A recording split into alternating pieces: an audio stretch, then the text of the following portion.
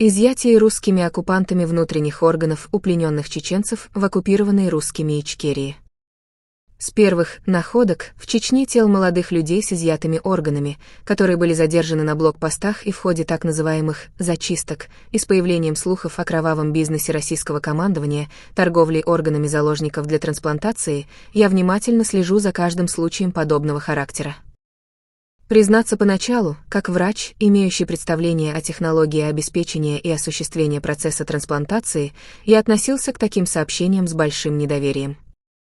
Не от того, конечно, что я сомневался в этической адекватности подобного варварства морально-нравственным качеством российского руководства. Я считал, учитывая технические сложности процесса забора и трансплантации органов, что в условиях Чечни это невозможно. Но неопровержимые факты тела с изъятыми органами указывали на то, что молодые люди, захваченные в заложники российскими оккупантами, без всяких сомнений, еще при жизни подвергаются к медицинскому изъятию органов, возможно, для продажи и трансплантации. И я все чаще стал задаваться вопросами. Путь органа от донора до реципиента довольно сложный и трудоемкий процесс, включающий в себя тщательное обследование донора с проведением тестов на совместимость тканей, забор органа, консервация, транспортировка и трансплантация. Поэтому для осуществления процесса забора и транспортировки органов должны иметь, как минимум, медицинское учреждение со стационаром, медперсоналом и лабораторией, не говоря уже о других вспомогательных службах. Скрыть такое учреждение в подвалах разрушенных домов Джохара, где ночью хозяйничают чеченские бойцы, неимоверно трудно. В таком случае, где это учреждение и каким образом удается сохранить в тайне его деятельность? К тому же известно, что российские группировки, орудующие в Чечне, устраивают кровавые разборки между собой и из-за менее прибыльного бизнеса. Когда, например, в споре за контроль над нефтяными ямами или при дележке домашнего скарба, награбленного в домах мирных жителей, устраивают кровавые разборки между собой, перебивая друг друга сотнями. Благодаря их алчности нам становятся известны секретные поощрительные приказы российского командования, узаконивающие преступления против мирного населения. Если реальность существования этого кровавого бизнеса не миф, то каким образом сохраняется секретность вокруг него? Почему работающие в чрезвычайно секретных условиях учреждения оставляют следы своей деятельности в виде подбрасываемых у населенных пунктов и дорог трупов с изъятыми органами? Может, кто-то из русских хочет, таким образом, сообщить чеченцам о страшном преступлении, предоставляя факты? Ведь, как ни странно, попадаются среди этого отродья лица, еще не до конца потерявший человеческий облик. Если это не изъятие органов для трансплантации, то для чего так тщательно вырезаются органы, в основном почки, печень, селезенка, поджелудочное железо, сердце и легкие? Вряд ли все это можно объяснить только действиями больных российских военных с садистскими наклонностями, хотя, как известно, и их немало в рядах русских банд в Чечне. Не являются ли все это откровенно демонстрируемые факты садизма в виде смертельных инъекций ядами, обезображенных и потрошенных трупов, отсечения голов от тел, подрыва живых людей и трупов, отвлекающим маневром от более гнусного преступления? И вообще, какая необходимость в том, чтобы эти учреждения работали в Чечне, когда массовые захваты и вывоз чеченцев за пределы Чечни, исчезающие затем бесследно обычная, ежедневная практика оккупантов? Не следует ли из этого, что следы изъятия, продажи и трансплантации органов заложников чеченцев необходимо искать не только в Чечне, но и в клиниках России, контролируемых спецслужбами?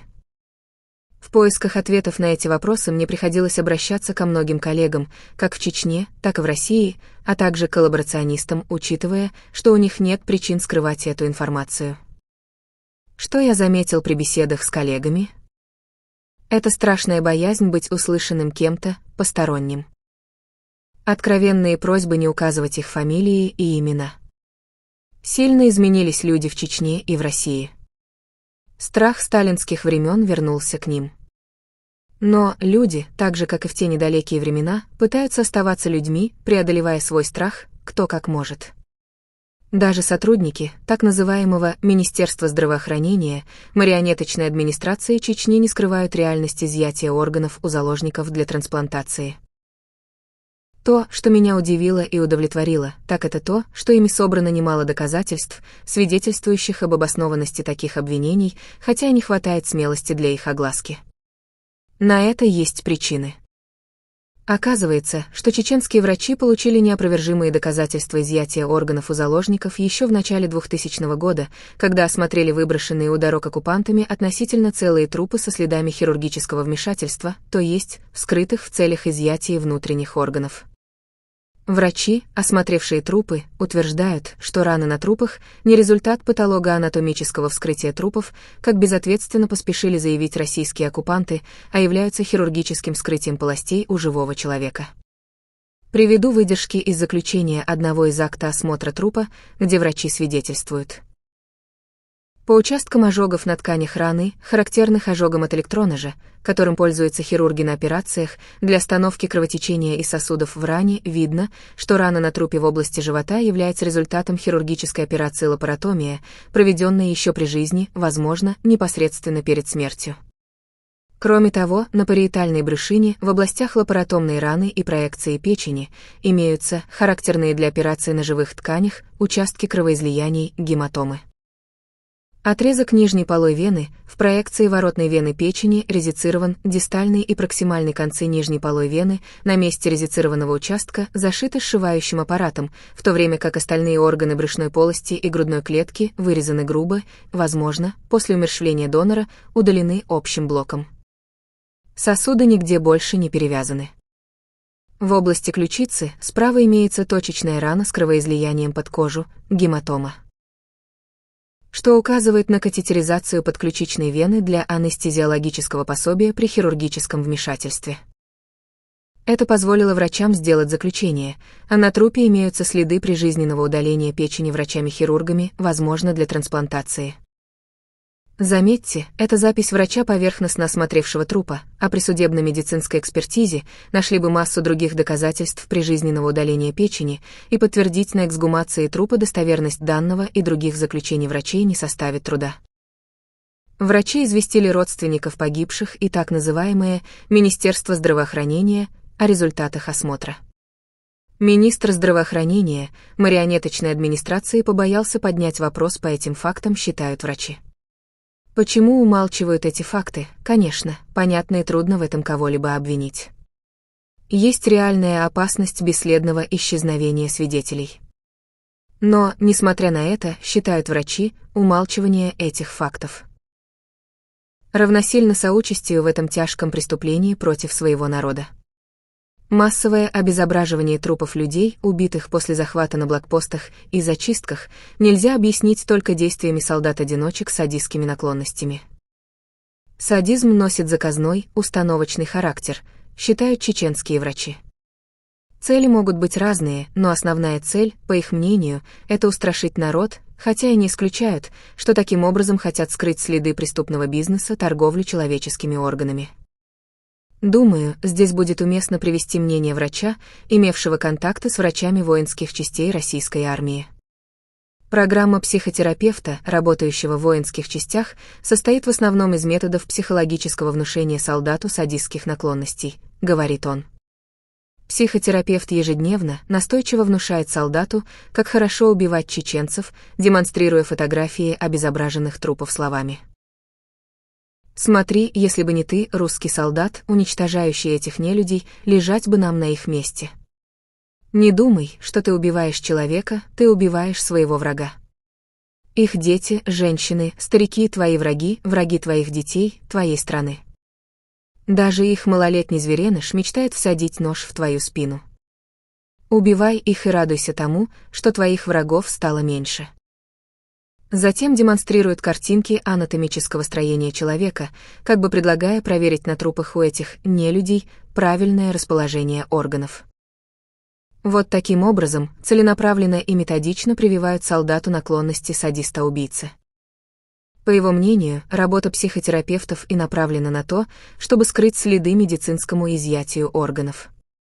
Во-первых, российский садист-убийца, подготовленный психотерапевтом, вряд ли заинтересуется, увидев распоротый труп, тем, для чего его располосовали. Во-вторых, и население сбивают с толку массовым обезображиванием трупов, которое воспринимает это как результат садизма российских банд. Только на 5–10% трупов можно обнаружить следы медицинского изъятия органов, хотя масштабы торговли органами, изъятых у чеченских заложников, огромны, считает один из сотрудников Министерства здравоохранения. Тайна, которой окутан этот преступный бизнес, вовсе не является тайной. Только, пока страной руководить ФСБ, никто не посмеет серьезно расследовать кричащие факты этого страшного преступления против человечества. Патологоанатомы и судебно-медицинские эксперты под контролем ФСБ и ни один акт не выдадут без ее цензуры и корректировки. Достоверность таких заключений вызывает глубокие сомнения. Поэтому нам приходится ограничиваться внешним осмотром трупа, что не всегда достаточно для доказательства медицинского изъятия органов. Бездоказательные обвинения чеченцами российского военного командования в торговле человеческими органами в Чечне выгодно ФСБ, говорит главный врач одной из больниц Чечни, потому что нерасследованные факты не более чем слухи. Поэтому не исключено, что ФСБ периодически подбрасываются факты трупы с изъятыми органами, вперемешку с жертвами садистов и потрошителей, трупов в контролируемую им зону беззакония, где результат расследования любого преступления управляем и предсказуем. Все это делается для того, чтобы мир привык к необоснованным и несерьезным обвинениям чеченской стороны российской армии в торговле человеческими органами у заложников. Если государство признает своих солдат больными садистами и активно помогает укрепиться этому мнению, то за этим могут скрывать более гнусное и страшное. Изъятие органов у заложников производится не в Чечне и даже не в ближайших к нам республиках и краях, иначе это быстро раскрылось бы, считает один известный коллаборационист. Заложников вывозят в Москву и в Московскую область, то есть туда, где меньше всего будут искать и больше контроля над объектами, где их содержат.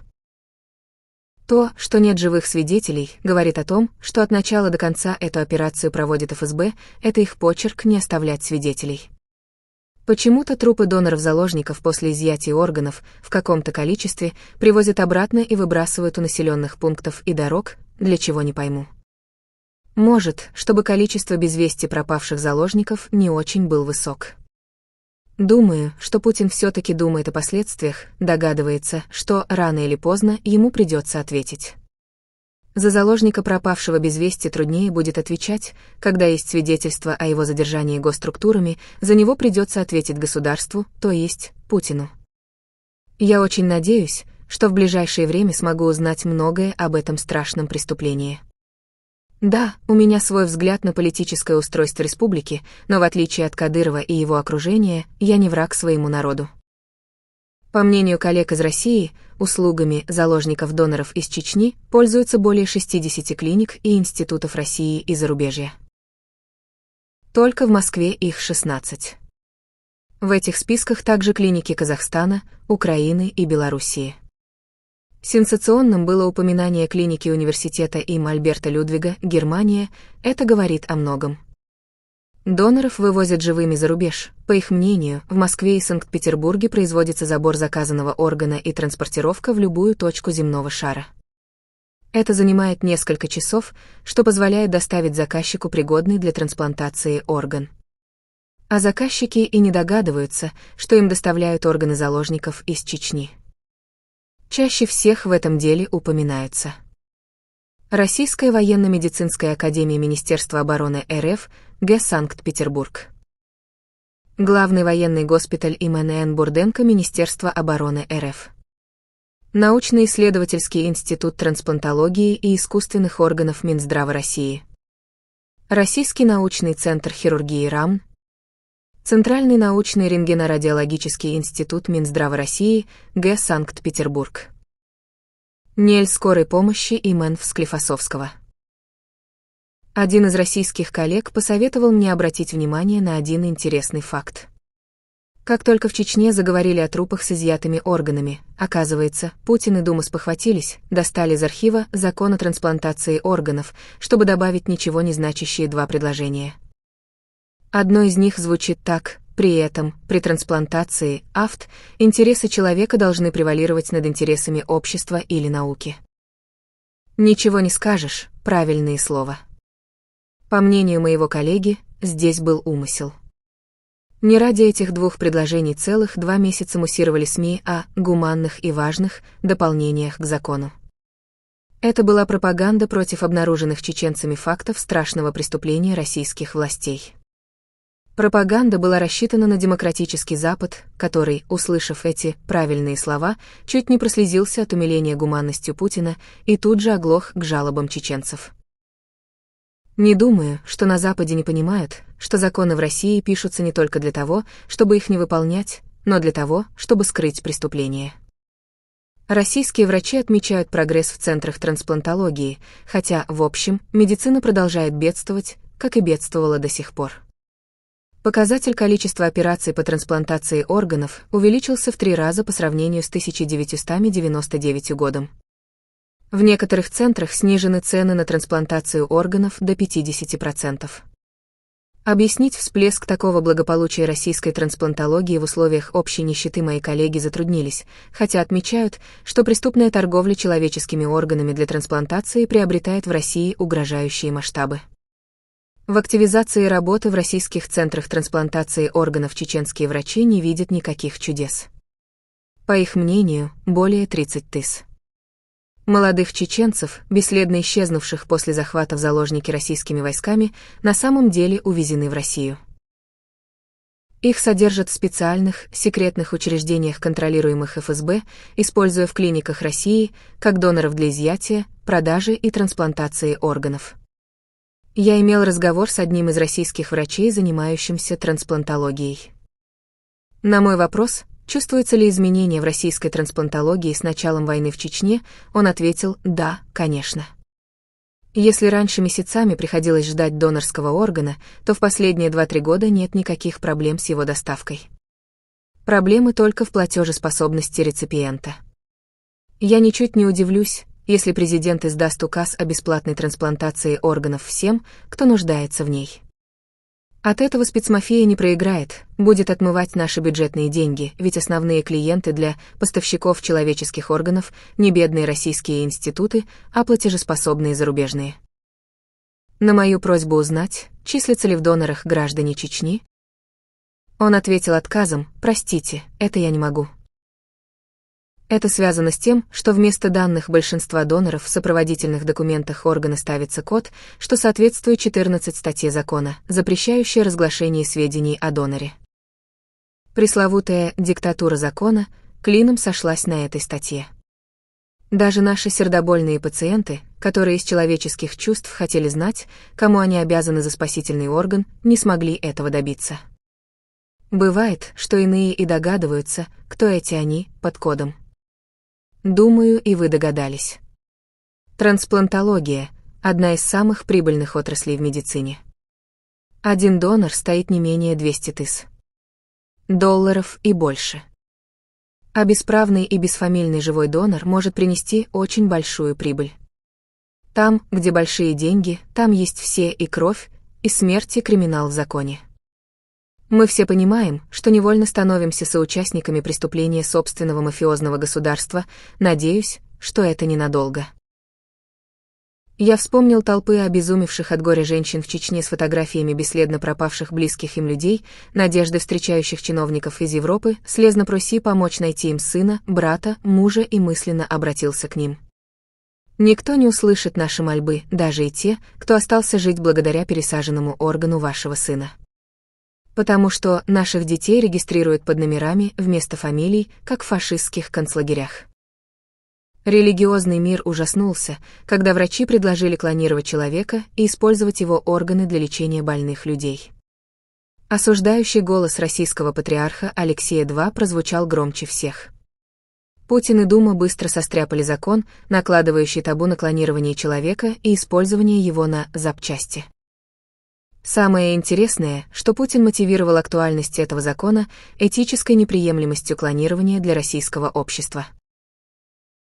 Значит, использовать чеченских заложников для торговли органами этически приемлемо для путинского общества и угодно Богу, патриарха Алексея II? В связи с этим у меня вопрос к Институтам защиты основных прав человека. он, ОБСЕ, ПАСЕ и прочие, которые поддержали фарс, затеянный торговцами органов у заложников в виде референдума для доноров-чеченцев. Вы, что, на самом деле сознательно предлагаете нам дружно проголосовать и узаконить путинский бизнес в Чечне? Если да, то за какой процент доли вы на это согласились? Один из чеченских журналистов, после визита Путина во Францию, писал, мир убедился в пристрастии российского президента к трансплантологии, когда он в Брюсселе предложил журналистам услуги в изъятии одного из органов. Европа притворно не поняла и порекомендовала журналистам не дразнить его Чечней, что означало, пусть делает что угодно, лишь бы не серчал и не говорил глупости. На самом деле, он говорил правду. Действительно, Путин знает место в Москве, где содержат доноров-смертников из Чечни для продажи органов на трансплантацию. Только исламский фундаментализм к этому имеет такое же отношение, как путинское общество к этике. При последнем визите Путина во Францию Жак Ширак показал своим поведением, что он хорошо его понял в Брюсселе. Учитывая пристрастие гостя к изъятию органов, он припроводил его в общество мэра Парижа, а сам предпочел держаться подальше. Журналисты утверждают, что российский трансплантолог не понял намека. Как бы там ни было, но Европа со своими играми в молчаливое притворство и намеки может доиграться до того, что на прилавках Путинского банка донорских органов в недалеком будущем появятся органы с этикетками французские, немецкие, английские, итальянские и другие. Бог с нами, с чеченцами, мы в жалости не нуждаемся. Европейцам, по-моему, пора подумать о своих органах. Ведь чеченцев, может, и не хватит надолго. Очередь за вами, европейцы. Умар Ханбиев. Министр здравоохранения ЧРИ.